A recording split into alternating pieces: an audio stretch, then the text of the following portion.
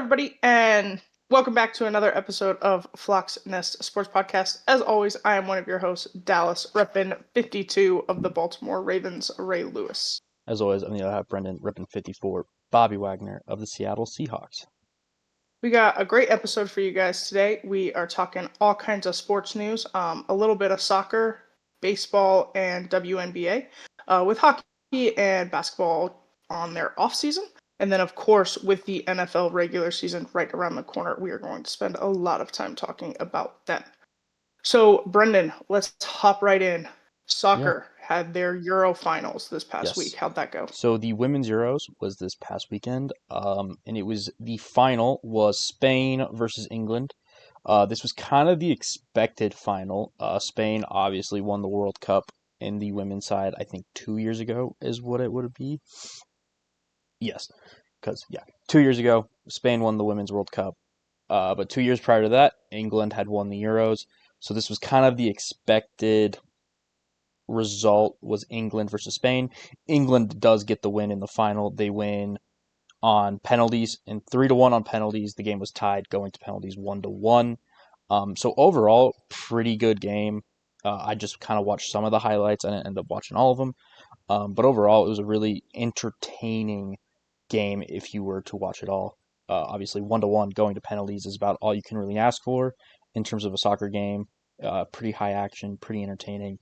So congrats to the England women's team on winning the Euros. Yeah, I know that if you're not a soccer fan or a hockey fan or lacrosse, some of those low-scoring games sound kind of boring, but when they're great teams, great athletes, that's kind of what you get, is the best of the best.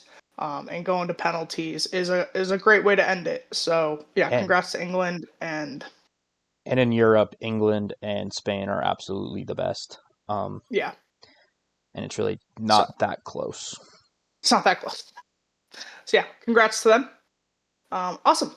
Well, then let's move on to baseball with a little bit of news. So the trade deadline for baseball is going to be coming up here soon. So we got one trade that happened a little earlier than the rest. The Washington Mariners, or the Seattle Mariners, Washington Mariners, what the fuck am I doing? The Seattle Mariners. We're having a rough day. The Seattle Mariners are getting first baseman Josh Naylor from the Arizona Diamondbacks. In return, the Diamondbacks are getting Brandon Garcia and Ashton Izzy, 2 prospects. Really don't know who those guys are, but they're prospects, so you're not really expected to. So Naylor, pretty solid first baseman, is going to be a UFA at the end of the year. So it's probably just going to be a rental for the Mariners, who are trying to push for that playoff spot that they're currently in. They're going to try to make this push towards their division and hopefully towards the World Series. Obviously, since I'm a Seahawks fan, I'm going to start following the Mariners a little more. I'm going to make that my team going forward for a little bit, just because the Rockies are technically my team. But let's be honest, there's no point in watching the Rockies, so we're just not even going to. I'll be following the Mariners from this point on. They're going to be my pseudo team to follow throughout the rest of the MLB season. And then Go ahead. Nope. No, go ahead. I was going to say, I'm going to really try to get into it when the Women's League starts. That's going to be how I approach this. Is the sports that we struggle with. We're going to let Bren take the men's, and I'm going to take the women's, and I think that's going to be how we divide and conquer this sport. And then the last little bit, there was another trade that happened. I don't have the full details in front of me, but the Rockies ended up trading third baseman Ryan McMahon to the Yankees in exchange for 2 pitching prospects. Once again, I don't know who the pitching prospects are. I probably wasn't going to anyway, and I don't think anyone watching this was going to anyway. So, why would you give anything to the Yankees? I don't understand that. Because the Rockies have an obsession with giving players to the Yankees. I don't know what it is. The Yankees and the Dodgers. It's like trading wide receivers to the Chiefs. Why would you do that? Why would you help them like that? But that's what they did. He's already has a home run and is already looking good for the Yankees. So, Of course he way is. to get out of Colorado there, bud. Congrats. I hope it goes well for you. But that's really it for baseball. Just a couple trades coming in prior to the deadline that's coming up here, and I believe a couple of weeks, like middle of August, is I think when their trade deadline is.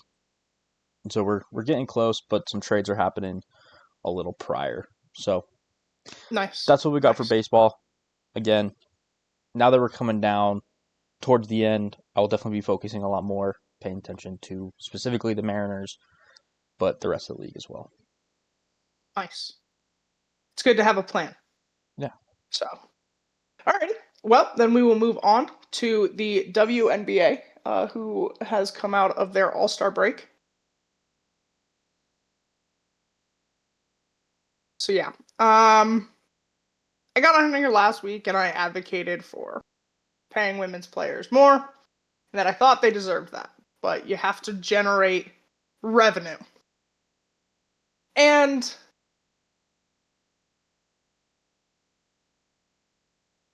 to do that, they have to be the focal point. They have to have headline stories. And that's great. The headlines for the last week have not been. There's been some unfortunate events that we are going to discuss briefly. So one, I want to start with Gatorade's new ad that's focusing on the WNBA. Let her cook while in a sports context is great. It kind of means let her go off. Probably a poor choice of words. Yeah. Probably not the most thought out statement we could have made. Yeah. Right? And the online response has not been what the WNBA is looking for or attempting to achieve. It's also not what women in the US in the 21st century are looking to achieve. So I'm all for the representation and the brand deals. Let's be mindful though. Yeah. You could have You could have done a couple things in a sports context, and people that like sports know what they're going for. I knew what the intention was. Unfortunately, that doesn't matter. Yeah. So maybe think before you print millions on banners and towels, and you have women posting in front of these things. Let's just think about that. What really gets me is that not one woman went, maybe not. I think part of it is they're thinking with the athlete mindset. Yeah, and of like, thinking I want to cook. I want to go off. The sports context. And in the sports context, it's great. In the non-sports context, bad. It's a bad idea. Yeah. I do want to talk about the Kalia Cooper situation really quickly. I don't quite know all the details or why it escalated to the point that it did. For those that don't know, in their game, her wig was ripped off. She put it back on. She ran to the locker room, got herself situated. A fan in the stands, though, proceeded to make some disgusting comments, and so they ejected the fan per Cooper's team's request. Look, these women are athletes. They're doing everything they can to do their best out there and to put on a good game and a good show for everybody. But you have to maintain a level of respect. I'm all for competitiveness, but maintain respect. It's that simple. It's that easy. I know that if you're new to women's sports, women's technical difficulties might come as a shock to you, but we do have them. That's fact. That's life. Men have them too in sports. They walk off the field and they deal with things. So let's be respectful. Let's be mindful. If you can't do that, go away. Some men in I'm in sports my, decide to get I carted don't off. I don't tolerate bullshit. That's kind of where I'm at. I don't tolerate stupidity. So if you have a problem, don't show up. These women don't want your support anyway. I've seen full-grown men slap the shit out of each other over a necklace. So it's clear. Like, There's it's that. not. I've seen guys get carted off the field so they could use the bathroom. Yeah, I've seen like, players fake an injury because they did something on the court. yeah, Not gonna name names. Not gonna say what they did, but but it happens. So when women have technical difficulties, let's just be respectful. And then the final one. The Golden State Valkyries and the Atlanta Dream played last night, actually. I had the game on passively. I was gaming with some friends when the whole game was brought to a stop because a green dildo is launched from the stands onto the court. And ESPN didn't feel compelled to blur the image out, to cut away, to anything. We zoomed in on this situation, which then becomes I can't. Which then becomes the narrative, right? The problem is that fans are throwing things onto the court. It does happen. They throw towels or shoes or hats or whatever. or in hockey, octopuses. Yeah.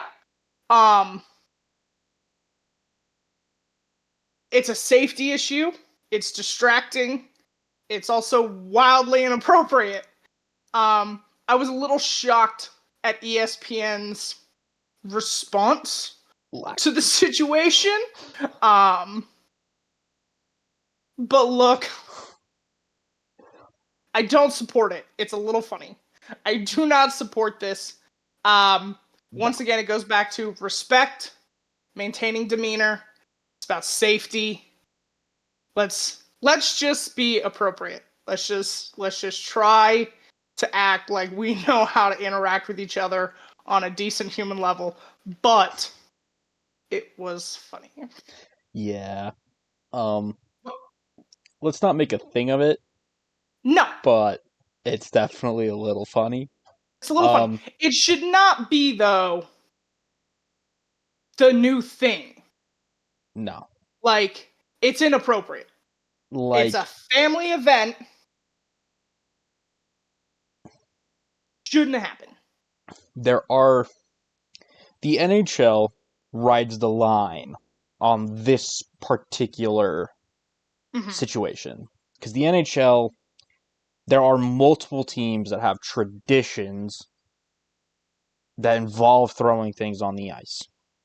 Yes. The Florida Panthers have always had since I can remember, of in the playoffs throwing rats, little toy fake rats. There have been some real ones around onto the ice after the game. That is a thing. Hockey is also known in entirety throwing hats for a hat trick onto the ice. Yeah. There's also Detroit, where occasionally an octopus will end up on the ice. Not really sure how that one started, but that is a legit thing that happens every so often. Yeah. So in the NHL, it's kind of a thing that at some point something will probably end up on the ice. Yeah. It just is what it It is. happens. The NHL handles it a very certain way. Yeah. And they've set a level of a precedent. Yes. The NFL does not want you throwing things onto the field. Yes. Now, it happens, but they do not want you to. I'm all for tradition. I'm all for the Valkyries currently trying to make their stand. This is not one of them. No. This is not something they're trying to create. It was inappropriate, It was unnecessary. And I'm going to be perfectly honest with you, it's disgusting. It's weird. It's Like, it's a family event. It's a sport. Let's just be respectful. Like, come notice on, how people. nothing I said for the NHL was overall inappropriate. Yeah, The octopus is weird, but at the end of the but day, it's not. it's an It's not octopus. inappropriate. Yeah, like, yeah. So let's. If the Valkyries decide they do want you throwing things onto the court, I'm sure it will be family-friendly things. And the basketball world tends to not like it either. They There tend are to, because you could fall, you could get hurt. there are literally people on the edge of the courts that sit there and wait for somebody to spill something, for players to hit the ground because players sweat, and they clean that up instantly. That is not something that sits there. Yeah. So don't throw things on the court. That's It's just just the only. it seems basic, right? Seems normal. Um, but yeah, so that's how the WNBA's headlines currently look. It's unfortunate that it's not about the women and their Well, athleticism, I mean, but when something that's like the that world we live happens, in. Like, so that catches headlines in any yeah, sport. yeah. I Regard mean, like yeah. if that happened in the So NFL, that would be that'd be everywhere. Um. So yeah, I hopefully, we'll get back to basketball. But this week has not been a standout week. no, does not sound like it. Does not So, seem so. so on actual basketball news, for the Valkyries, Kayla Thornton suffered an injury to her right knee. Thornton will be out for the rest of the season, So unfortunately, with this ACL injury. or Probably, I don't want to I speculate. don't I'm just know the knowing. particulars just yet. But yeah, unfortunately, she will be out the rest of the season. If you've watched their games, they are clearly missing her. Um, but I think this team has had a lot of success for being the newest franchise in terms of building and creating a fan base and trying to get a team that gels together. Their coach knows they need to be putting in more effort. There are things that defensively they definitely need to be working on. Rebound wise, it's not their strong suit. But unfortunately, with Kayla Thornton out, it does hinder this team. So, yeah, that I believe will do it for the WNBA. We'll move on from the WNBA and talk the NFL. Yeah, With the Hall of Fame game this Sunday, Chargers and Lions, 8 p.m. Eastern. Very much looking forward to it. It's a boring game. You only but actually, of the broadcast, see about half the game because you spend the other half looking at the Hall of Fame inductees. I'm still excited. football is back. Yes. This is Yes, it is. from here on out every weekend until February. We have football. Praise whoever you would like. Awesome. Well, let's get into the news. Yeah. Ravens, Seahawks. We're going to talk Texans and Colts today in our delve into the AFC South. Unfortunately, we do have to start with some kind of somber news. Yes. So this past weekend, there was a shooting at the NFL office in New York.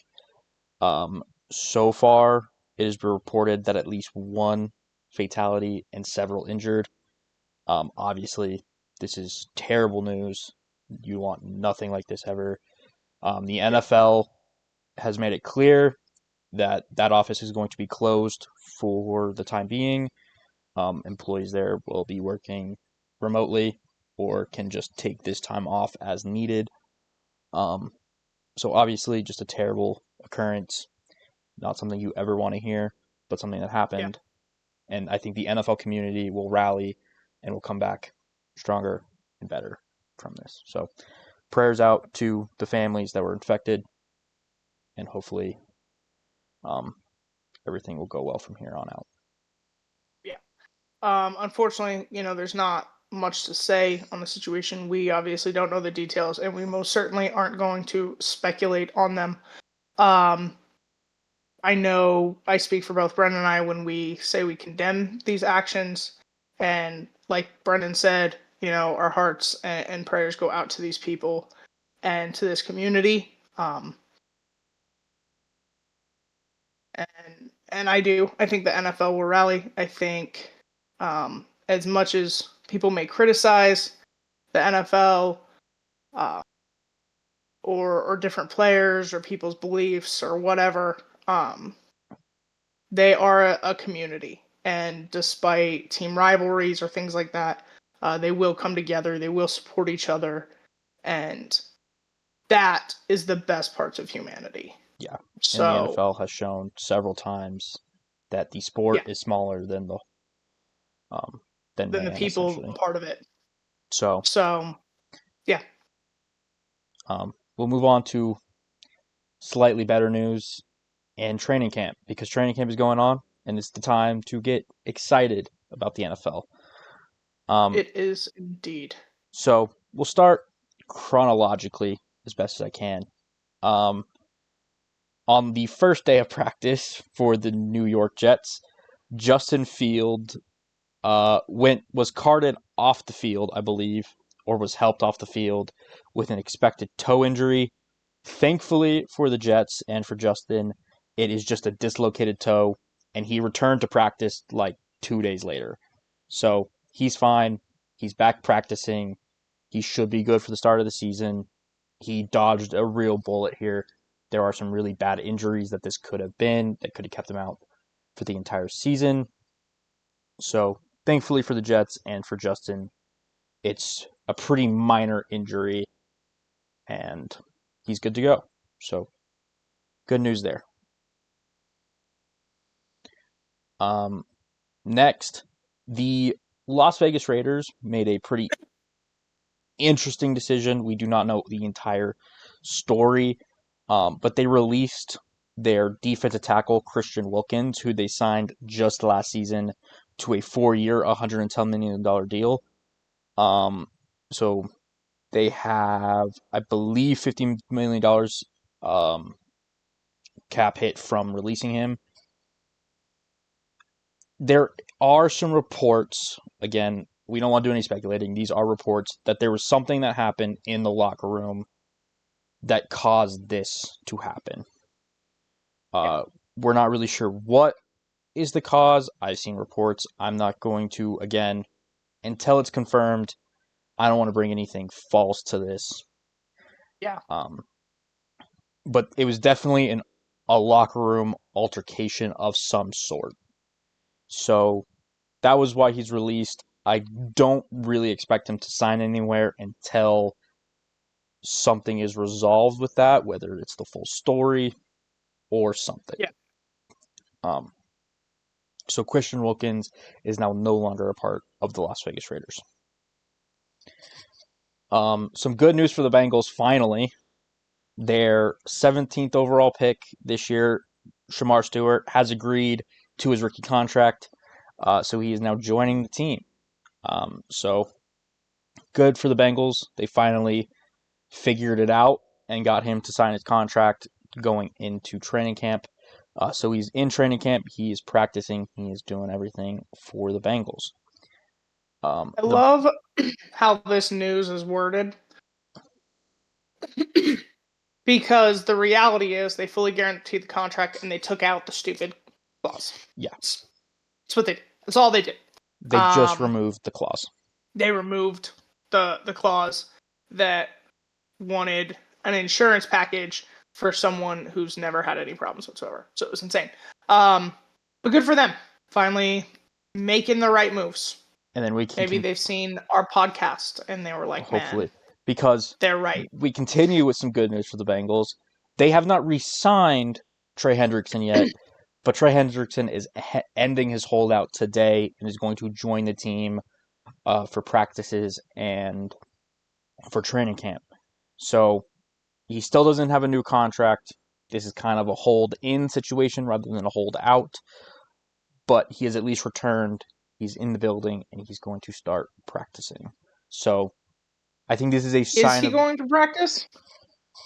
Reports are or that is he just going to be there? I mean, we'll find out today. Reports are that he was going to practice. Gotcha. I guess we'll find out when Bengals do practice today, because his holdout was going to end today. So I know he's in the building. Yeah, I knew he was going to return to the building, but I didn't know if he was going to practice or just hold in and avoid the fines. It seemed that he was going to join practice. Okay. But I guess we'll find out. I'm a little shocked by that. Unless you're really close to a deal getting done, I'd at least still hold in, but his choice. He is not going to practice. Okay. For reference, I have SportsCenter just on the TV in front of me, and Rappaport just pretty much, I can see Hendricks walking out in street clothes. So he's there. He's not going to practice. He's going to hold in. He doesn't want to be fined, and I think it shows that he still wants to be a Bengal. I think it's a show of good faith that I will show up without the deal. Let's get this done and let's get back at it type situation. Yeah. So obviously we'll see what happens, but this is where we're at. Nice. Someone that did get a new contract, Josh Matolis, the safety for the Vikings, has agreed a 3-year, $36 million extension with the Vikings. 42 of that is max value of 42 with certain incentives, and then $25 million guaranteed. So pretty decent contract for the safety. Congrats to him, and hopefully he does well for the Vikings. And then the other holdout that we had reported on prior to training camp has also ended his holdout. Terry McLaurin was at the team's facility to end his holdout, but was placed on the active, physically unable to perform list. So he's currently on the PUP. So he has some sort of injury. Not really sure what. There's been no reports of that. So he's no longer a holdout. He's holding in, but is hurt on the PUP list. Kind of a confusing thing, but sometimes the PUP list is used against players that are holding out or holding in. I'm not saying that that's what's happening here. I just do find it interesting. Yeah, a lot of times you can't necessarily force a player onto the PUP list. There has to be some sort of injury, but it could be whether or not it's actually PUP list worthy is up for debate. Yeah, but I guess we'll see when he's taken off the PUP list and when he signs a new contract. Yeah, that'll be kind of what tells you that. Yeah, how this ends kind of tells you the situation. But another person, though, that got a contract extension is offensive tackle Rashawn Slater of the Los Angeles Chargers. Gets a 4-year, $114 million contract, making him the highest paid tackle in the league. So, congrats to him. You just got the highest tackle number in the league. That's pretty insane. Good for him. I think he's good. Good for him. Yeah. He's a good tackle. I think, unfortunately, it's just kind of the NFL's thing where sometimes good players get paid a little more than they should, but at the end of the day, you are a really good tackle, And if the team has the money and wants to give out the contract, And go. again, you're in a Harbaugh system. You're a really good tackle. He puts a lot of emphasis on the offensive line. Yeah. I can't say much more than that. Another contract extension that came out recently, the Denver Broncos have re-signed Cortland Sutton to a 4-year, $92 million extension. So another pretty big extension. Pretty decent number, though, for the Broncos. This is a pretty all right wide receiver extension when you look at it number-wise. So I think a good move for the Broncos. Cortland Sutton's obviously somebody they want in that offense. Had a really good connection with Bo Nix in his rookie year, and someone that I think will really help and is really good for this Denver offense. Yeah, definitely. I think they got him for a really good deal, honestly. I think Cortland Sutton is really underrated, unfortunately, because of who he has had throwing to him the last several years of his career. Um, But now that he has but he wants to be a Bronco. I think he did really, like Brendan said, he's played really well for the Broncos, and he had a great connection with Nix last year. So good for him on getting a new contract. And yeah, I think the Broncos got him for kind of a steal. compared to what I think he would be worth. Yeah, what I'm sure he would have been worth on the open market. Yeah, he's looking easily T. Higgins money Yeah. on the open. I don't actually So remember. Didn't Higgins get 30? yeah, Higgins got 30 for 4. Yeah, so that's what I think his worth should have been. But good job for the Broncos to get him cheaper. Yeah. Another re-signing, because that has been kind of the theme right now. Training camp does tend to do that. Mm-hmm. Teams do just re-sign players. Bernard Ryman, the offensive tackle for the Indianapolis Colts, re-signed a $100 million extension, 4-year, $100 million extension, with $60 million of it guaranteed. He's been pretty good for the Colts. So they lock in a pretty good tackle that they are going to need with their QB situation kind of developing. Anthony Richardson, maybe going to Daniel Jones, who does need a decent offensive line. This is a pretty solid move just to make sure you have good offensive linemen in the building. On to the unfortunate side of training camp. We did start with the Justin Fields injury. Now we're starting to get into the more serious injuries. Martin Emerson Jr., the corner for the Cleveland Browns, tore his Achilles and is going to be out for the remainder of the season. This is really unfortunate. Someone that is really good in this league and is a really big part of that Browns secondary is going to miss the remainder of the season. It's always hard, I think, as a player when you get hurt that badly in training camp Yeah. because you got hurt before you even got started.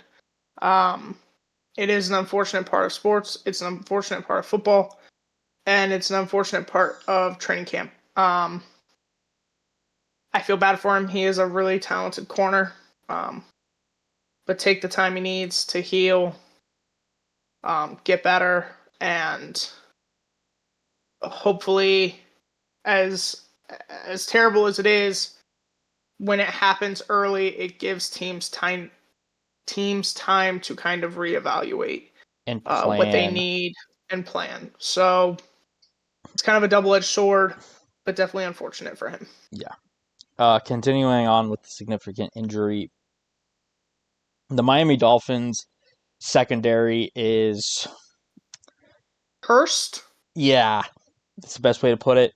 First, towards the very beginning of their training camp, Artie Burns, the veteran corner that had spent some time with the Seahawks, someone that I thought every time he played with the Seahawks just was a really solid player, not someone that you really need, but is someone that I think would give you great reps and is just a solid player. He tore his ACL, so he's out for the entire season. Really unfortunate because I thought he would get a really good chance with the Dolphins, but he's going to be out for the entire season. And then yesterday, unfortunately, the Dolphins had another corner go down. Cater Coho tore his ACL as well. So he is out for the remainder of the season. So that's two corners in that Dolphins secondary that they were expecting to play significant snaps, both go down with significant knee injuries. This also comes off the back of them trading Jalen Ramsey. So really unfortunate for the Dolphins. That secondary just kind of got demolished within training camp. So hopefully they can kind of find some people in the cut down and around the league, try to bring in some more corner talent, but really just unfortunate for those guys and the Miami Dolphins. Yeah. Unfortunately, the injury news will continue to pile up. This is a reality of, like I said, sports, football, training camp. But we always hate to see it. No matter what teams we root for, what teams we root against, we never want to see significant injuries. I want the NFL to be at its best at all times. Yeah, I want the best players to be healthy out there, giving it their all. But this does happen, so we will continue to keep an eye out and how things develop. So we will move on to the Ravens, because I think that does it for our breaking news, unless I missed something. I don't think so.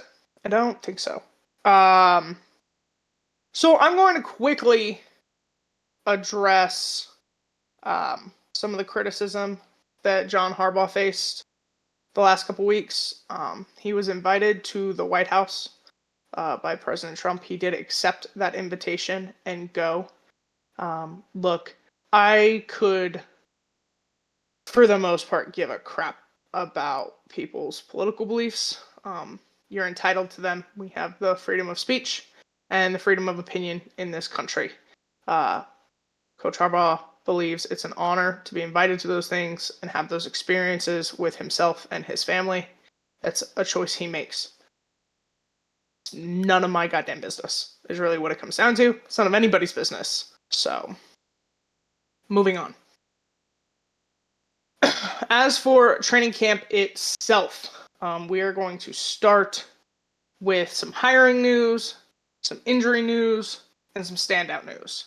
And I'm going to do my best to do it in that order. My notes are a little all over the place. We're going to start with hiring news. The Ravens had the most penalty yards of all the teams last year. We know they really struggled with the offensive line. I talked about that extensively. And they struggled in the secondary as their defense was still kind of figuring things out. So they hired Tony Michalek. I'm really hoping I'm pronouncing that correctly. If not, I do apologize.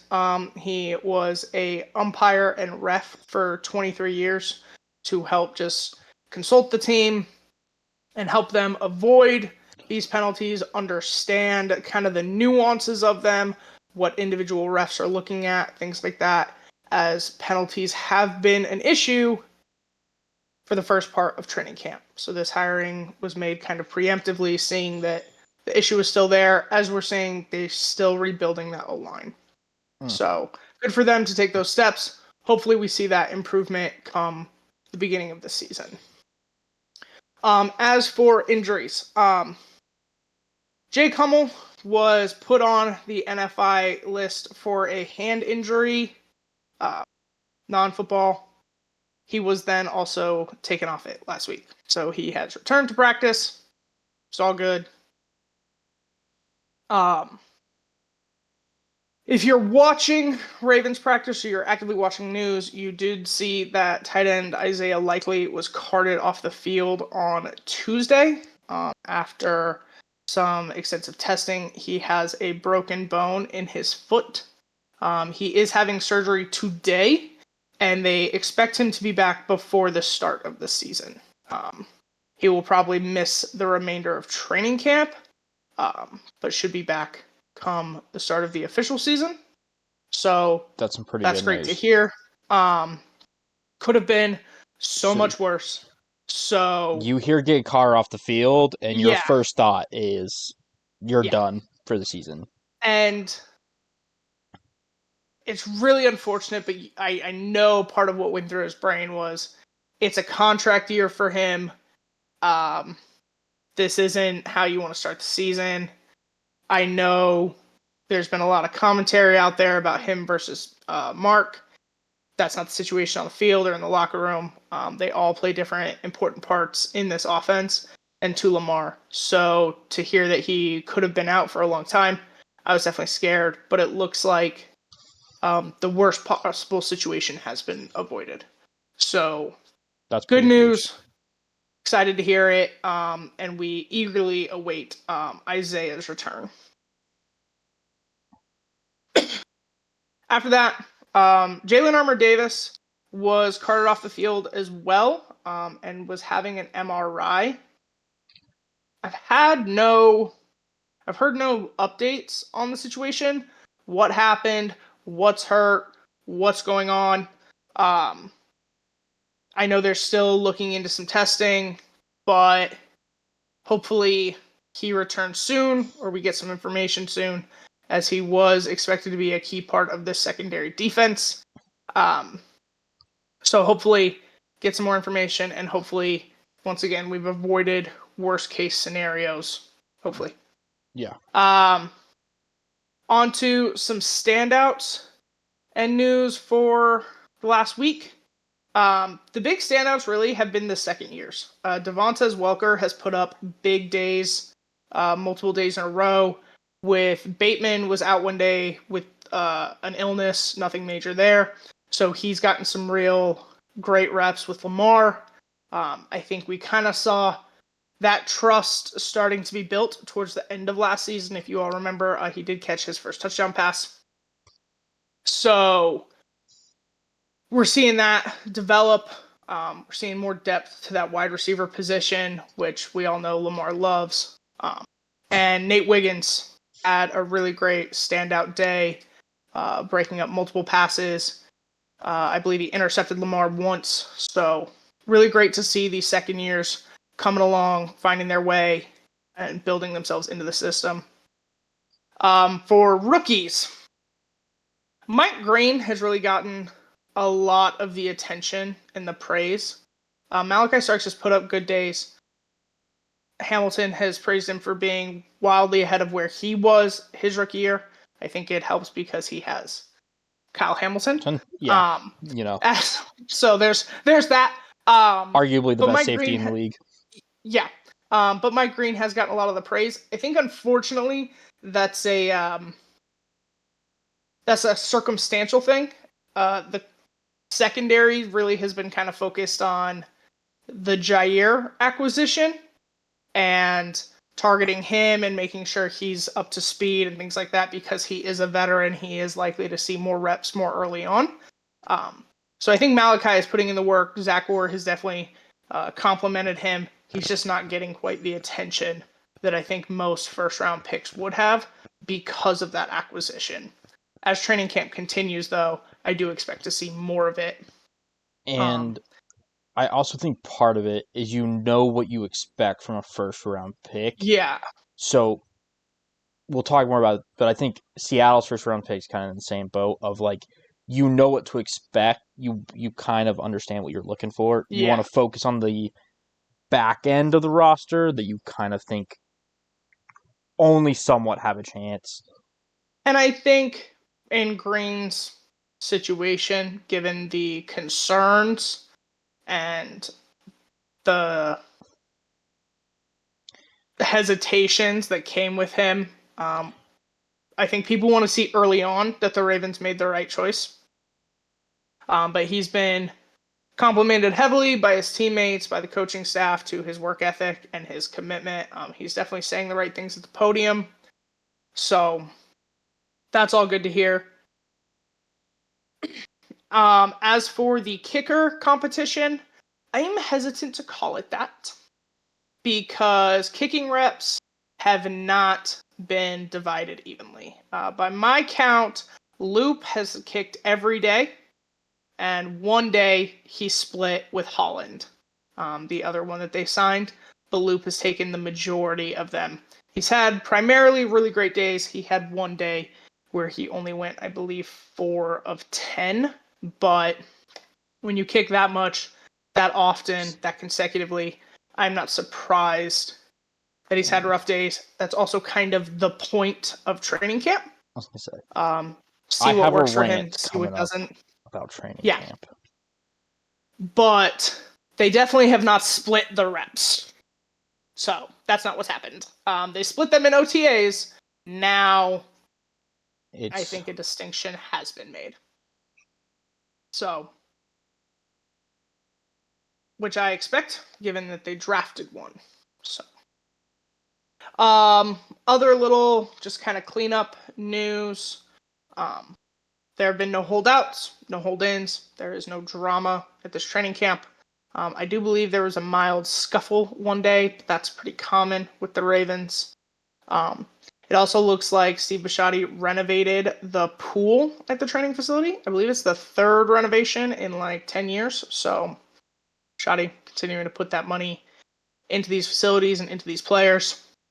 If you're looking for a video for it to see the renovation, I believe you have to go to Marlon Humphrey's Instagram, because I think he's the only one that hyped it up. And that's kind of his role on the Ravens. It's corner and media hype man. So that's kind that of what checks they do. out. So everything seems to be going well. It's hard for me to say that I'm seeing anything good or bad. Travis Jones seems to be in great shape. That's what a lot of people commented on. I have seen it. There was some weird commentary revolving Roquan Smith at the beginning of training camp, which I found confusing, and I really don't think that people are watching the same football that I'm watching. So there's that. I know a lot of the questions revolving the Ravens contracts is still high. It is not common for them to get things done right now. They tend to focus these first 2 weeks on training camp. If they're going to get a deal done, it will come probably after that. This is also one of the first years in a long time they are not at a hotel. So we will see how that impacts this team. I think they've hit a point where we're just trying different things. But Zach Orr believes the defense is a long way ahead of where it was this time last year. It comes from being a second year in his system. Having the team he has with him, I think having Chuck Pagano is an extreme help. Monken is excited for his new weapons. Having Keaton Mitchell back has been a great addition. Monken says that Keaton is going to have to fight for his reps. They didn't have Derrick Henry 2 years ago. So with now 3 really talented running backs, how you get those reps evenly, knowing Henry's going to be your primary ball carrier, and then Lamar, where Keaton and Hill fall after that is going to be interesting to see. But things are looking really good. I think Jair's fitting in well. Lamar's getting in the reps with his new guys. No serious injuries, and yeah, no contract information, but I'm not surprised by that. Maybe next week. Nice. Alrighty, well, I believe that does it for Seahawks. Nope. Nope. I believe that does it for Ravens news. Brendan, do you want to talk Seahawks? Yes, but first, just prior to getting into this, I'm gonna do my training camp rant because Okay. so much about training camp has pissed me off since it started that I just need to talk about it. First of all, it's training camp. We should not be putting a ton of stock in stats. Like Dallas said, her kicker went 4 for 10. That's what it is. Like, if he does that consistently, then maybe we have a problem. But one day of meh play is not make or break. One day of great play is also not make or break. Settle down. If your quarterback makes a great play, maybe look at what the defense was doing. Consider that it could be stacked against the defense. If your defense makes a great play and your quarterback looked awful, maybe consider it was stacked against the offense and it was meant for the defense to win. Those are genuine things. Prior to the season, your team is not going to go undefeated, despite how they look at training camp. Let's just dial that in now. Your team is going to lose.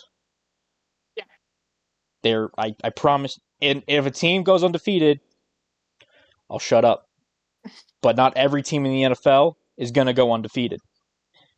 Your team is more than likely not going to go undefeated. So let's all just chill out. It's going to be okay. Your 6th-round pick is not a revelation to this world. I understand. It is training camp. It is the time to get excited about football being back. It is this great time of year where we are starting to get back to football and people are making plays and things are happening. But let's use some context that it is practice, and practice is set up for certain things to happen. Whether that's the defense wins, offense wins, all these kinds of things. Now, I will say, there are certain things to look at. In my opinion, some of the most important things are the red zone reps and the one-on-one reps. Those tend to be the most you can tell from a certain thing. Now, don't get me wrong, if something's not going well in the red zone, it could be a variety of issues. It could actually be the offense, it could be the defense, it could be something. If one-on-ones are not going well for a certain group, it could be certain things are happening. Let's just settle down. It's the first week of training camp. There are plenty of time before the start of the season. Everyone just calm down. Again, just because your quarterback didn't throw an interception in a day doesn't make him the greatest quarterback on the planet. Yeah. This goes to Vikings fans because for whatever reason, they're the only ones that are actually noticing doing this whole thing with J.J. McCarthy. He's also, just small thing. It's his second year. He missed the entirety of his first year. It's going to be okay. If he's a little rusty, I've seen a lot of people saying that he's going to be the best quarterback on the planet. I've seen a lot of people saying he's the worst quarterback on the planet. Both sides just needs to pump the brakes. One, he's a rookie. Let's let the kid play his first game in the NFL. Let's start there. Because he's a rookie. I'm just going to say point blank. He's a rookie. Like 1.5 preseason games? It's not enough. So, let's start with that. That's my training camp rant. Let's just, everybody, calm down, and let's get ready for the season. And understand that training camp is training camp, and it's practice for a reason. This is not where the season is. It's kind of where the season's made, but it's where the season is built. Yeah. But it is not the end-all be-all. Like you said, there are times when the defense is supposed to win. The defense is supposed to win. The offense is supposed to win. Lamar threw to Jair, whoever Jair was covering, 6 plays in a row. Knowing he was going to get picked off. It's to get that guy those reps. That's the point. It's going to be okay. It's going to be okay. In one-on-ones, if a player gets beat, don't see if he got beat. See if on the next rep, it's better. Because a lot of times that's the case. Was he faster? Did he cut at the right time? One-on-ones, it is heavily weighted. One-on-ones, rookie wide receiver, or rookie corner wide receiver, it is heavily weighted towards the wide receiver. Because they can run any route. One-on-ones with defensive tackles and offensive line, it's kind of even. It's going to be whoever does the best technique and just is kind of better. Yeah. But they do it twice in a row. If one loses and then comes back with a good rep after, that's what you want to see. That's good. Yeah. So it's everyone calm down. All right, now we'll talk about Seahawks training camp. Now that that's out of the way. So first of all, because this broke 15 minutes ago, the Seattle Seahawks have given GM and President of Football Operations John Schneider a 4-year contract extension. Truthfully, I think this is deserved. He is up there as a good GM. However, I think his tenure with the Seahawks can be split into very clear eras within the Seahawks. So currently, we're in a bounce back era after a pretty rough era in the middle.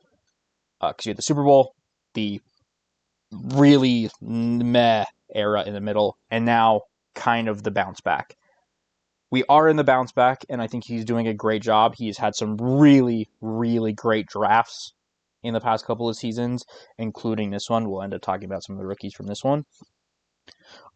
So I do think he's been doing a great job of drafting. His free agency, though, these past couple of years has not been great.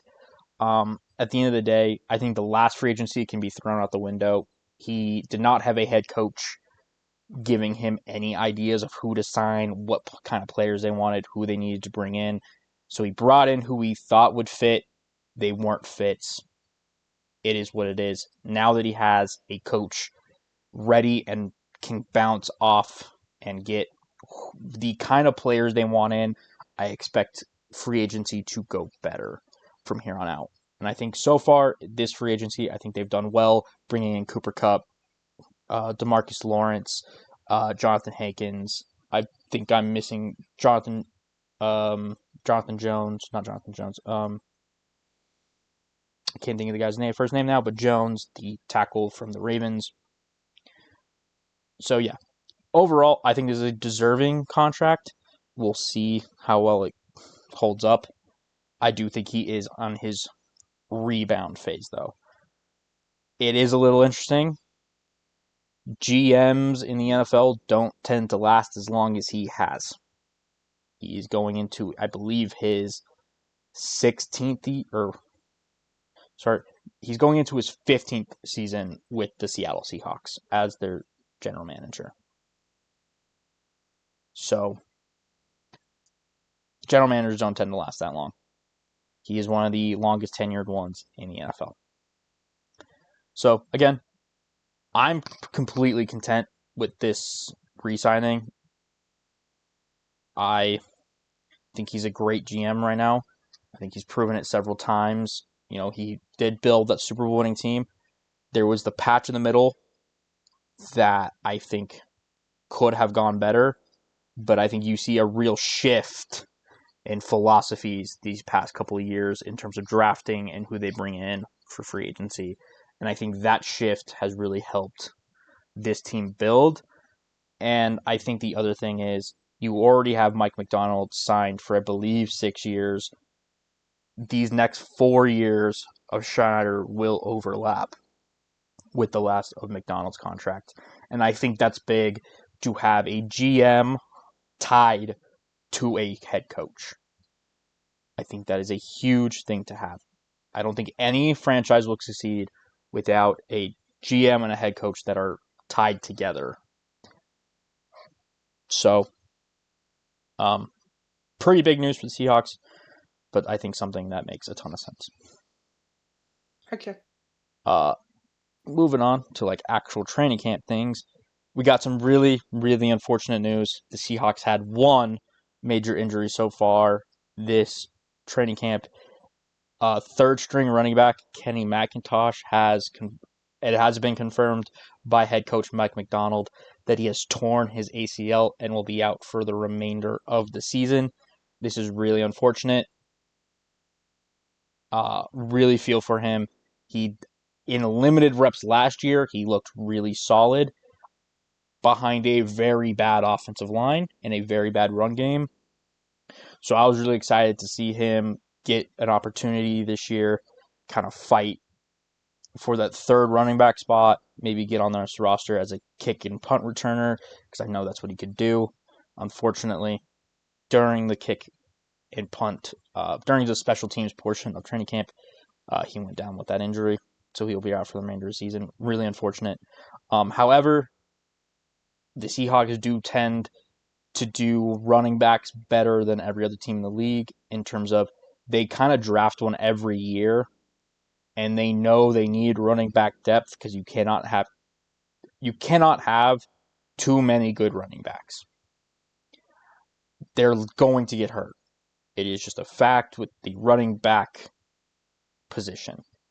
Yeah. One's going to get hurt. It's really unfortunate to hear McIntosh, but they do have Damian Martinez, who they drafted this year in the 7th round, that I thought should be higher pick. Like I've seen, there have been some analysts that thought he could have gone in the 4th. He goes in the 7th. So I think the Seahawks got a really good one there. So I'm really excited to see him get his opportunity. It's just unfortunate that it's at the expense of McIntosh getting hurt. I would really like to see this as an actual battle for that third running back spot rather than a you got hurt, he now just has to take over. But unfortunate, but I think Seattle can kind of move on. Hopefully he comes back next year healthy and ready to go for his last year on his rookie deal. So he does at least still have one more year left on his rookie deal, and I think Seattle will keep him through that. So hopefully next year he can come back and kind of prove and come back healthy and come back better. So yeah, really unfortunate news, but the Seahawks are just going to have to move on and hope for the best in his recovery. I mean, Uh, unfortunate. the Seahawks did make a couple of signings. They brought in another running back. I cannot find his name to replace McIntosh, who ended up going on IR. I don't think he's really going to stick around very long because it's UDFA. That was a converted safety. So he's playing running back as a converted safety. Not something I expect to work, but I guess you never know. They also brought in defensive tackle Thor Griffith, who they had in during minicamp on a tryout. They signed him, and they released Justin Rogers, the nose tackle. This is a really interesting one to me. Thor Griffith put up, I think, the most bench presses by any D tackle this combine. He's extremely strong. You can see that in the way he plays. And currently, with the state of the Seahawks interior defensive line, like we have Leonard Williams, we have Byron Murphy, we have Jaron Reed, but we don't have a really big nose tackle other than Jonathan Hankins. But Jonathan Hankins has been dealing with a back injury, so he hasn't been practicing. He's a 13-year vet. There's absolutely nothing to worry about. If Jonathan Hankins will be back prior to the season, but at this point, there's no reason for him to be out there and risk further injuring that back issue. Again, 13-year vet. You know exactly what you're getting out of Hankins. He was with the team last year. I have no worries with him sitting out of practice, even though this back injury seems to not be that severe.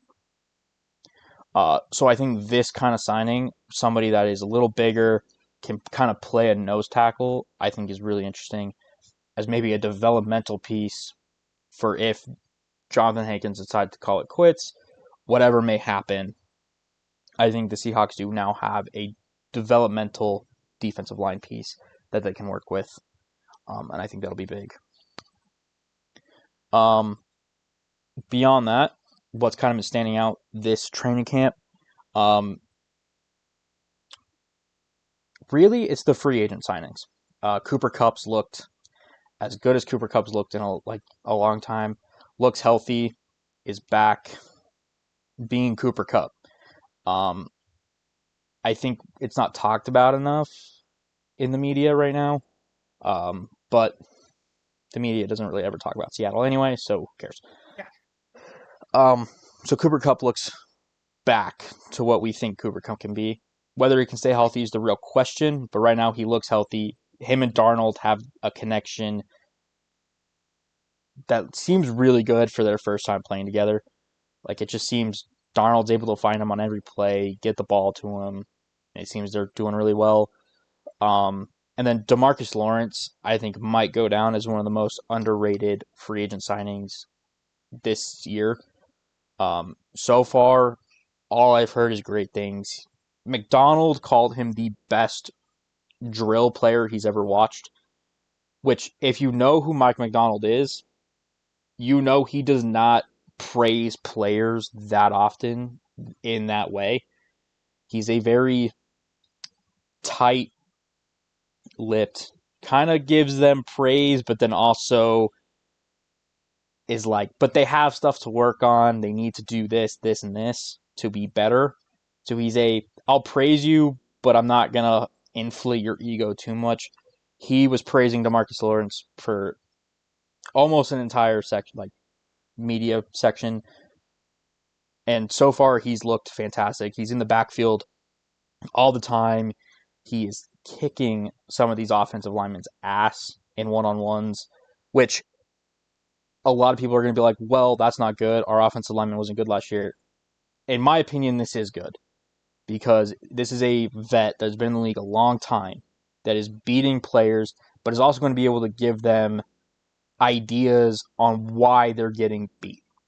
As weird as it sounds, defensive linemen kind of understand how offensive linemen play because they've been doing this long enough to understand how they're defended.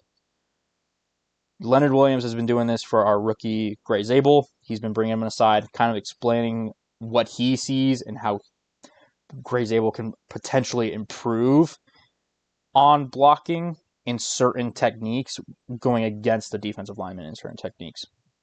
I think that's huge. And DeMarcus Lawrence has been doing the same thing for other rookies. It's been great to hear. And I really do think if DeMarcus Lawrence can stay healthy, this might be one of the more underrated signings for the Seahawks. He might not have the sack production that you're looking for, but I think he will be making plays in the backfield, and you can just see his veteran leadership coming into this team, and I think it's been great. So yeah, DeMarcus Lawrence and Cooper Kupp have been kind of the main storylines, and obviously the rookies and the new quarterbacks. For the new quarterbacks, Sam Darnold has looked pretty solid. He's had some interceptions. That happens. It is what it is. Some of them you don't like to see. From what I was hearing, 2 of the interceptions happened on pretty much the exact same style of play on the same type of throw. So that might be something that he needs to work on, or that might just be something that the Seahawks offense shouldn't run in the future. This is what training camp's for, is figuring out these things, seeing what you need to improve on. But what I will say is whenever Darnold makes a mistake, whether it's an interception, an overthrow, whatever it may be, he comes back and does better the next few reps, which is all you really want to hear.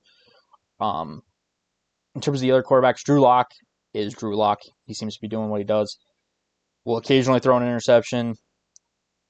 I think has that backup spot locked in terms of the actual backup if Sam Darnold goes down.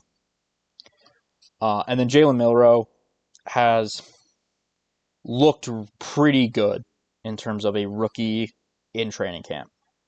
Obviously, he still has his flaws in his rookie moments. Like he threw a pick six to Nick Emenwari, the rookie safety, last 2 days ago in their first padded practice. But otherwise, he's looked pretty solid. He hasn't really been able to show his mobility and what really makes him what Seattle drafted him to be, that athleticism and that like ceiling that he could have. Hasn't really been able to show that, but training camp really isn't made for that. I'm more excited to see him in the preseason and see what he can do in actual game, because that's when I think he can really show off his athleticism and his true ability. But so far, what I'm hearing is he's looked significantly more confident these past couple of weeks than he did, for example, at the Combine, where he didn't look very good. Or, no, not the Combine. The Senior Bowl, where he just didn't look confident. He didn't really look that confident at the Combine. But since he's got with the Seahawks, he's been looking significantly more confident. and has been making significantly better throws and has looked significantly better. So that's really all you can have right now for a rookie that you don't expect to start. Um, Yeah, and someone that I you mean don't expect to progress. start for a while. Obviously, they have Sam Darnold for 3 years, Drew Lock for 2. Um, so I do expect this to take a little bit, but so far he's making real progress and has looked pretty solid. So no, I do not think he will take over the starting job because that is also something that the Seahawks Twitter seems to think is going to happen. It's not 2012. Russell Wilson. It's not Russell Wilson. One, Russell Wilson only had to beat out Matt Flynn and Tavares Jackson. You know why you don't know those names? Because they're nobodies. At the end of the day, that's who he had to beat out. Wasn't that difficult. It is what it is. Jalen Milroe has Sam Darnold, someone that just put up a pretty decent season, had MVP, was in the MVP running until the end of the season. He's not beating him out. I don't want him to beat him out either. So just calm down. It's going to be okay if he doesn't start. Promise. He's not a bust. It's going to take time. But beyond that, the tight ends have seemed to be doing well.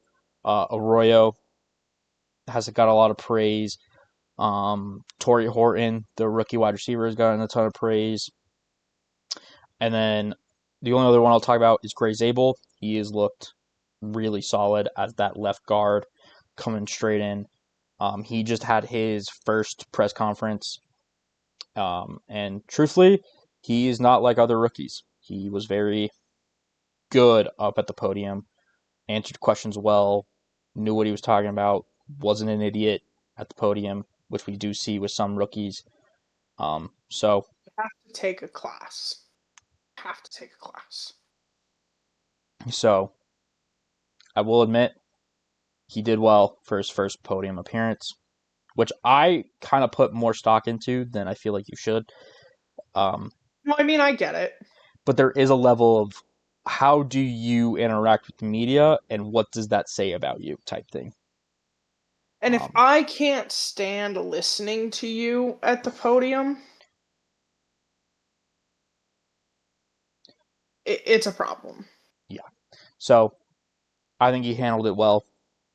Nice. And beyond that, those are pretty much the main storylines. The offensive line has been heavily rotated. They're trying to figure out those best five. Currently, it seems the five that are currently in the lead is Charles Cross at left tackle, Gray Zabel at left guard, Olu Olatimi at center, Christian Haynes at right guard, and then Abraham Lucas at right tackle. And the only position that is currently in a fight is right guard. And there are three players kind of all duking it out. You have Christian Haynes, who's currently in the lead, Anthony Bradford, and Jalen Sundell.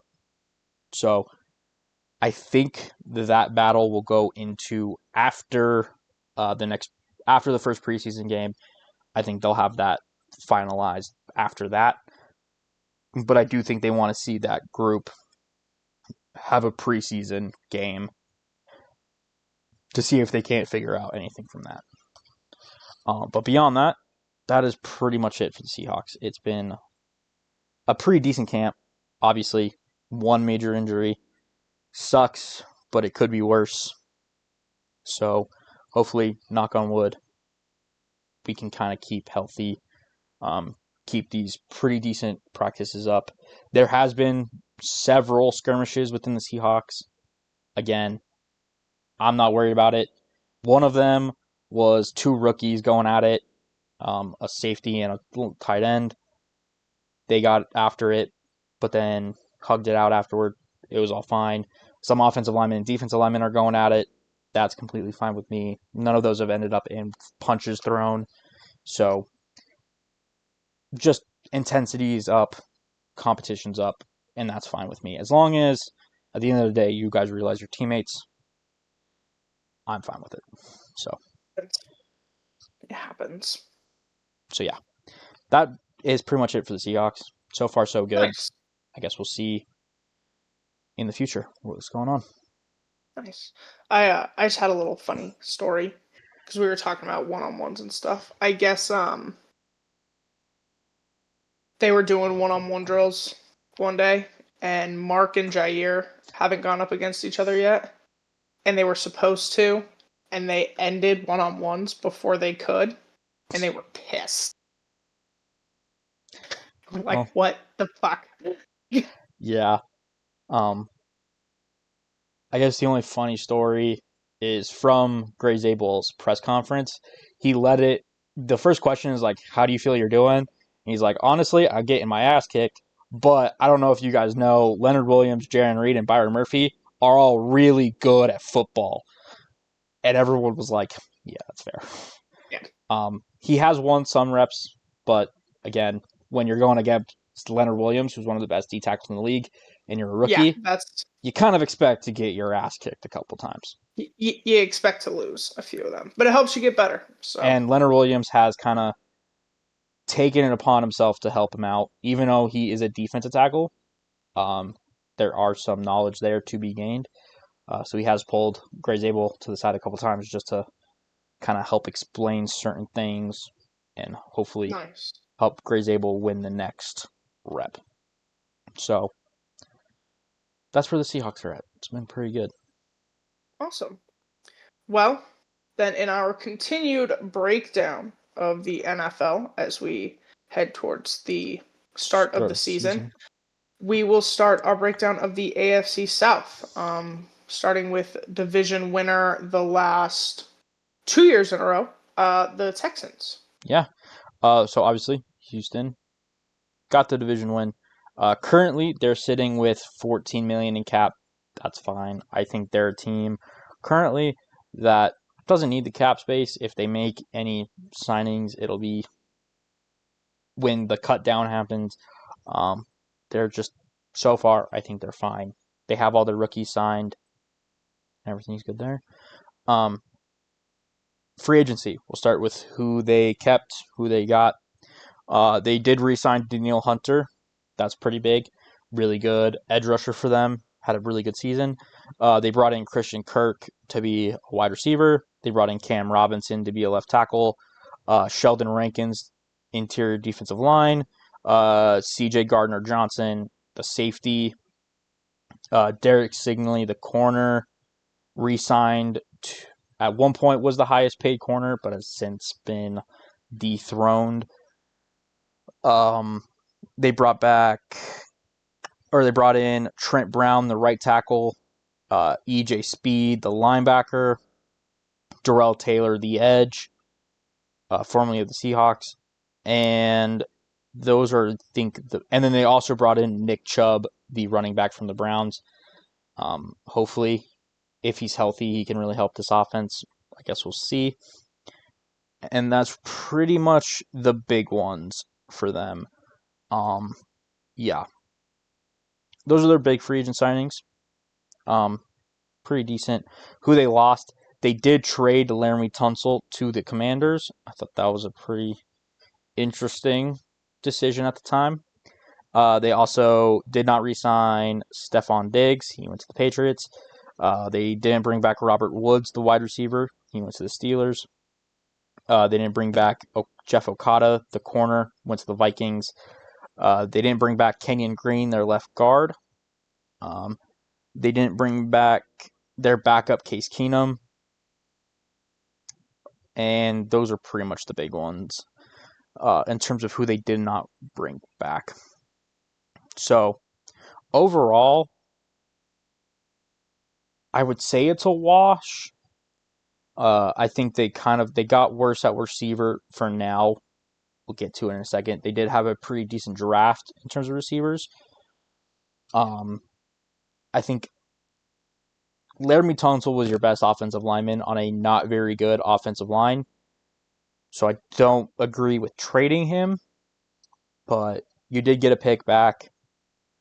You did bring in at least a competent left tackle in Cam Robinson. So, I mean, that's all right. You got rid of Kenyon Green, who wasn't very good for you. So, I mean, whatever. I think their offensive line might still be a problem based on their free agency, but I guess we're going to have to wait and see. It could be made up for with their draft class. So speaking of their draft, they traded out of the first round with the New York Giants. That's who the Giants traded up for to get uh, Dart. So they picked up picks next year, went down to the second. In the second round, they picked Jaden Higgins, wide receiver, Ohio State. He looks like he's going to be pretty solid for them. A pretty big wide receiver. Somebody that I think will complement Nico Collins pretty well as their second receiver. They brought in Aonte Ursary, the offensive tackle for Minnesota. They needed offensive line help, and they got it. I think Ursary is a pretty decent pick there. And then they also bring in the other Ohio State wide receiver, Jalen Noel. I think he is going to be very similar to what Tank Dell was for them, or to what Stephon Diggs possibly was, as a just kind of do it all, very consistent wide receiver. And while Tank Dell is hurt still, I think Noel has a pretty solid chance to be that third wide receiver and to just kind of be that safety blanket type guy for them. Where Nico Collins does stretch the field, obviously Jaden Higgins being a little bigger, kind of go up and get it type guy, and then Noel being more of that safety blanket, Julian Edelman-esque receiver. So beyond that, in their third round, they took a corner. Fourth round, took a running back. Sixth round, took a safety. Sixth round, took a quarterback. Seventh round, took a D tackle. And seventh round, took a tight end. So overall, decent draft. I would have liked them to have put more into that offensive line. It was a pretty deep offensive line class, and the fact that they only dived into the offensive line once with how bad that offensive line was this year, kind of has me nervous. But I guess we'll see what happens with them. Look, I'm not saying that I believe the Texans are at risk of losing their division. No, But to compete in the playoffs, in the AFC, you've got to do better at O-line. They have been extremely unlucky at wide receiver the last couple of years with a lot of injuries to that position. But that O-line has got to keep Stroud upright. And that was a massive problem for them last year. His interception numbers skyrocketed. His sack numbers skyrocketed. I was shocked that they didn't put more into it in free agency, letting some of their better players walk, and they didn't yeah, put more into it in the draft. I don't know if they it's think it just needs more development or what, but it's a very interesting. I'm a little shocked. So we'll see. I still don't think they're at risk of losing it, but But at the same I time, know the Texans want to take that next step. And that next step is winning playoff games and making a run in the playoffs. And when you face the Ravens and the Bills and the Chiefs every year in the play, you have to have a better O-line. Those are defensive powerhouses. Um, so it's just got to get better. So we'll see. But yeah, I agree. I was shocked at the lack of moves they made yeah. at that position. And then just quickly, because training camp has started, thought I'd give you a quick training camp update storyline, whatever you want to call it. So far, their training camp has not been going great. Joe Mixon, their running back, is expected to miss the majority of preseason with an ankle injury. Hopefully, he can come back towards the end of preseason, get ready for the start of the regular season. But I guess we'll see what happens there. Um, Their rookie Iante Ursary, who we just mentioned, has been running with the starting offense, so he's expected to start at right tackle. And CJ Stroud continues to look pretty decent. Hasn't been doing a ton wrong. And that defensive line continues to look really good with Danielle Hunter, Will Anderson, and the rest of that pretty stacked defensive line. So overall, I think they're doing all right. Just wanted to check a couple things. But yeah, so far, again, the Joe Mixon injury sucks. Hopefully, again, he's back for the start of the season. It seems like he should be, but hopefully he is. And then hopefully Ayante Ursary can really be that starting right tackle for you. That way you have at least your tackle situation kind of set into the future. Yes. Alrighty. Well, on to NFLPA grades. The Houston Texans ranked 6th out of 32. Honestly, all of their grades are really good. I think some of them, they're in the teens or the 20s, but they're all A's and B pluses. I think it's kind of what you and I talked about a couple weeks ago with, if 40 players say this and 2 players, you know what I mean? Like 40 versus 41. So I don't think it's anything of substance. But their highest grade was 2nd in food and dining area. Houston Texans rate the taste of their team's food a 9.39 out of 10. They rate the freshness 9.58 out of 10, and players rate their dining area 9.4 out of 10. In the overview, really, players called out the food and dining, the nutrition, dietitians. That seems to be kind of one of their areas of strength. So, their lowest grade was team travel at 22nd. 82% of players believe they have comfortable amount of personal space, and players feel that their team's travel schedule is somewhat efficient. So, they want more access to first-class seats when they travel. That's pretty much that. As for head coach, 15th, 97% of Texans players feel their head coach, D'Amico Ryan, is efficient with their time, a rank of 9. Players feel that Ryan is moderately receptive to locker room feedback on players' needs, ranking him 17 out of 32.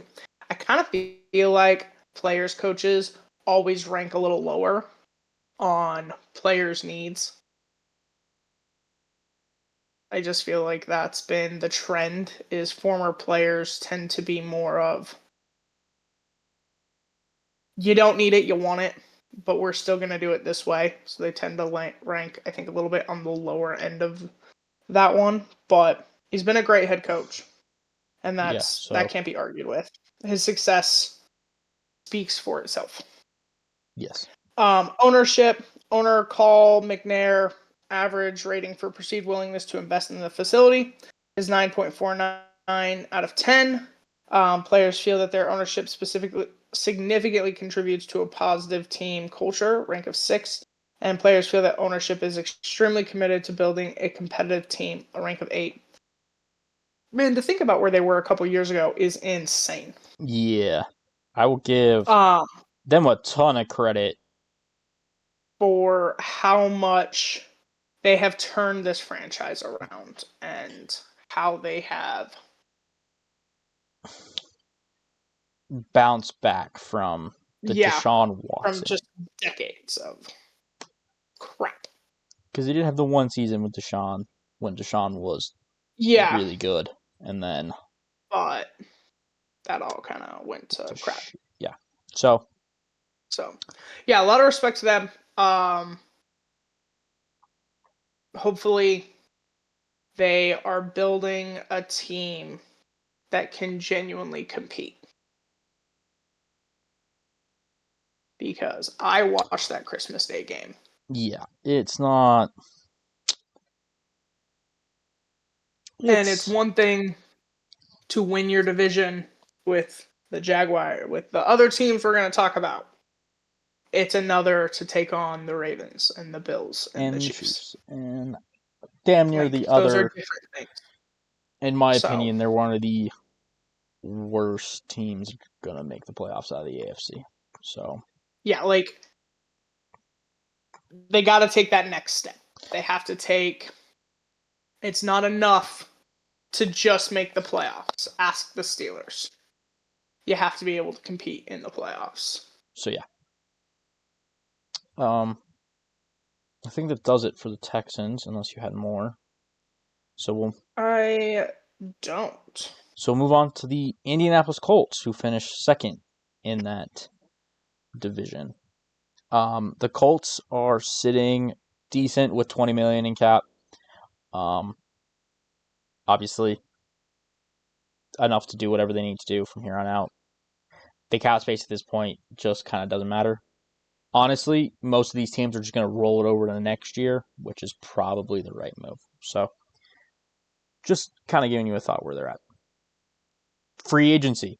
I think the Colts, on paper, I think they have a good free agency. Let's dive in. First of all, they brought back Braden Smith, their right tackle. Decent. They brought in Charvarius Ward, the corner from the 49ers. Bring back Mo Alley Cox, the tight end. They bring back Ashton Doolin, the wide receiver. The corner Corey Ballantyne from the Packers. Joe Bachie, the linebacker from the Bengals. They bring in Daniel Jones, the quarterback from the Vikings, to challenge for that starting role. They bring in Cam Bynum, the safety from the Vikings. Pretty big move there. They bring in, where's the other one? Yeah, and that's pretty much it for the big ones. They also did bring in running back Khalil Herbert from the Bengals. Um, yeah, and those are the big ones in terms of who they brought in. Who they lost, their center Ryan Kelly went to the Vikings. Their kicker Matt Gay went to the Commanders. Obviously, Joe Flacco, who started most of the season for them last year, went to the Browns. EJ Speed, the linebacker, went to the Texans. Julian Blackman, the safety, went to the Saints. Uh, their running back Trey Sermon went to the Steelers, and then their right guard Will Fries went to the Vikings. That I think is going to be a major loss for them. Will Fries was a pretty solid guard. But beyond Yeah. that, those are the big ones. Overall, not a bad free agency. I think bringing in Ward and Bynum really will help that defense out a lot, who kind of struggled in the secondary. And then bringing in Daniel Jones to be potentially fight for that starting role. It is what it is. It's a choice. Um, you're going to have to pick between him or Anthony Richardson. So I guess we'll see what happens there. In terms of their draft class, I think they had one of my favorite picks in the draft, getting Tyler Warren, the tight end out of Penn State. I think he'll be a really good tight end in the NFL. They also bring in defensive end JT Tuimoloau from Ohio State in the second round. And in the third round, they bring in Justin Wally, corner, Minnesota, to really boost that secondary. And then with the rest of their draft, they bring in an offensive tackle in the fourth, running back in the fifth, a quarterback in the sixth, and Riley Leonard to be in that quarterback room, see what he does. In the sixth, they bring in a defensive lineman out of Alabama. And in the seventh, they bring in a linebacker out of Wisconsin. So overall, I like their draft a lot, bringing in Warren to really help with that passing game. I think he's going to be a really good tight end for whoever is at quarterback, just to be that traditional tight end security blanket where you can throw him the ball, and if it's in his vicinity, he's going to catch the ball. So Yeah. he's also a really good blocker, so hopefully that will also help their run game out, and then I think JT Tuimoloau will be a pretty solid, just rotational defensive lineman for them on the edge, maybe in the middle. We'll kind of see what they do, but overall, I think that's good. And then taking a shot at Riley Leonard is what it is. I don't know if he's going to challenge for that starting role, but he can at least be a backup. And I guess we'll see what happens there with that. But we'll move on to their training camp storylines. And I think the only storyline that is worth mentioning with the Indianapolis Colts is the QB battle between Daniel Jones and Anthony Richardson. And from the limited I have seen and limited I've heard, it seems Daniel Jones is currently leading that battle. That might not come as a surprise to a ton of people, knowing what Anthony Richardson's strengths and weaknesses are. Anthony Richardson really excels with athleticism and rushing ability. Training camp is not designed to show that. He struggles with pinpoint accuracy and accuracy in general. Yeah. Training camp kind of exposes that flaw. So Daniel Jones is currently, in my opinion, winning it because, well, he's more accurate in training camp. But knowing the Indianapolis Colts and what they've done the past couple of years, something tells me Anthony Richardson will play one good preseason game and show the highest of highs for what he is capable of, and he will take over that starting quarterback job. But maybe the Colts will learn from the past 2 years of having Anthony Richardson as a quarterback. Look, I'm confused.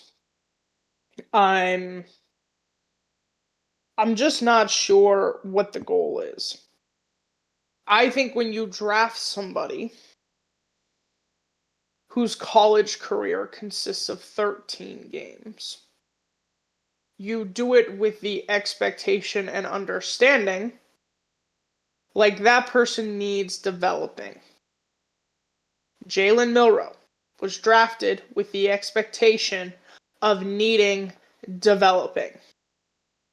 Lamar Jackson was drafted with the expectation of needing developing.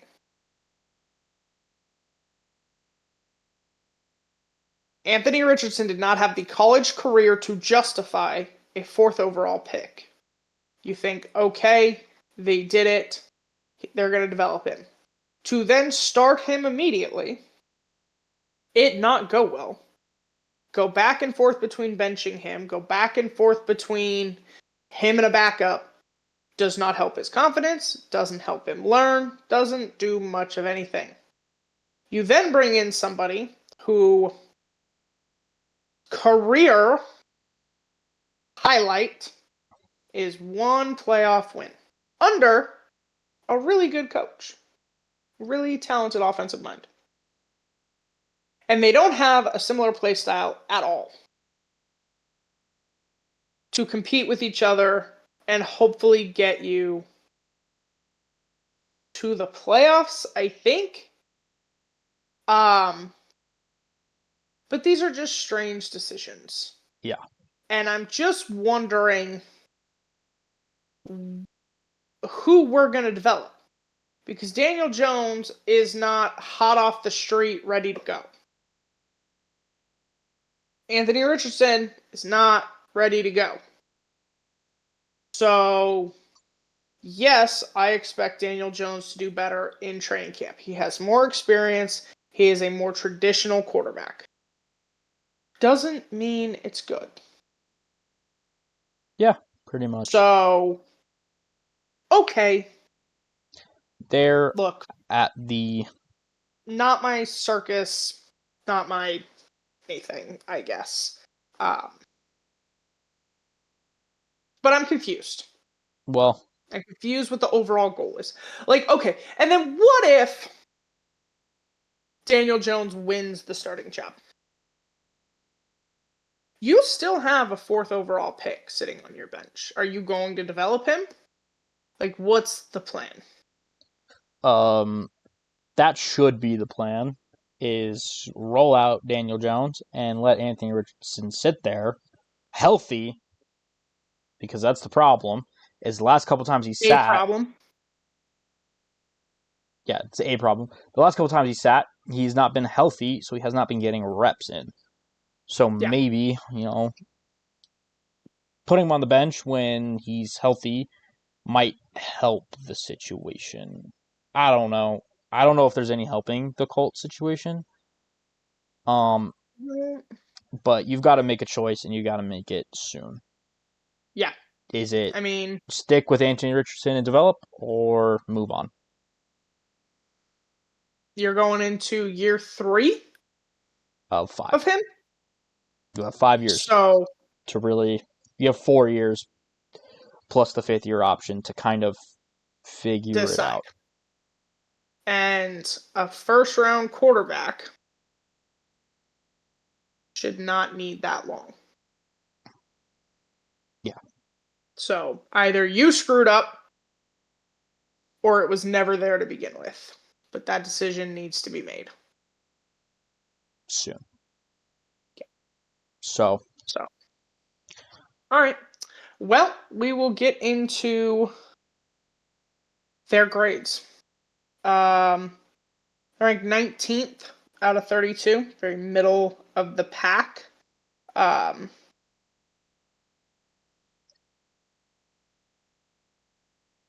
their lowest grade was food and dining area. Man, these players are really critical of the food and dining. God damn. Indianapolis Colts rate the taste of their food a 6.7 out of 10. Rate their freshness of their food 7 out of 10, 7.22 out of 10. And their dining area 7.94 out of 10. Feels very middle of the pack-esque. Head coach was their highest rank at 11th. 95% of players feel their head coach, Shane Steichen, is efficient with their time, a rank of 14. And players feel that Shane Steichen is highly receptive to locker room feedback, ranking him 9 of 32. Maybe be less receptive. I don't know. Try something new. Ownership, B, 20th out of 32. Owner Jim Irsay's average rating for perceived willingness to invest in the team facility is 8.25 out of 10. Players feel Irsay is committed to building a competitive team, a rank of 16 out of 32. Or I realize I kind of forgot with the Colts. We've been doing the treatment of families because it's been funny. This year, the Colts started providing daycare during home games. The Colts also provide a family room during home games.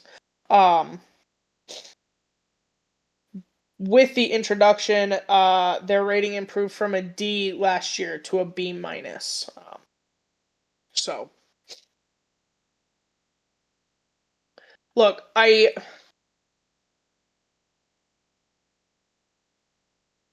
don't know that culture has ever. There was maybe one time, the Colts issue, right? But we've rotated through head coaches unnecessarily, and I don't think we've handled quarterbacks appropriately since Andrew Luck. And I think this team has always on paper been really talented, but football isn't played on paper. And you have to have a quarterback. Despite what some teams think, it's pretty important. It's one of the most important positions in all of sports. So, I think if you want to compete even for your division, should probably put more emphasis on that. fair. Yeah, it's not been great for the Colts these past couple of years. So, and I just Yeah. don't see it getting better until they kind of figure out what they want to do with this quarterback position. And I think offensively, you know what I mean? A quarterback defines your identity. and Daniel Jones and Richardson are vastly different identities. Yeah. So to be figuring that out week 1, not the smartest, Yeah. I think. I think their quarterback, unfortunately, I think this battle is going to last a little bit, A while. unfortunately. I'm sure that it will. Um,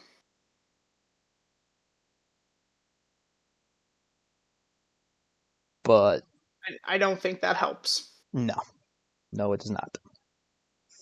So, So, well, beyond the Colts struggling, um, I don't think we have much else to talk about. I don't think that we do. I think, yeah, I think that is. I think that's it. Um, Do you have any random sports news? I don't actually. Okay. Um, so yeah, no random sports news. Nothing coming to mind. I don't know if you have anything. I don't. I All don't. right. Well, if that's the case, that does it for us today. Awesome. Obviously, pretty decent. Next week, we will be doing the rest of the NFC South. So the Jaguars AFC and South. AFC South. So the Jaguars and the Titans Yep. um, should be fun. Obviously, two teams that struggled last year. So we'll see what they did this year to improve. Um, but beyond that, we'll talk more about training camp as things happen next week. And we'll talk about whatever else happens in sports as they happen. Um, Yeah. so to make sure you catch that video, make sure to subscribe. Obviously, get notified of any video we post from here on out. Any podcast, keep you updated. Follow us on X for other updates on videos. If we have to take a break, stuff like that. Um, and then yeah, just make sure to like the videos. Really helps us, kind of gets us out there, and comment. That also really helps get our videos out there. More people see them. It does help us out. So if you like the videos, please do like and comment for us. It does really help. But Yeah. beyond that, I've been Brendan, And I've been Dallas. and thank y'all. Bye.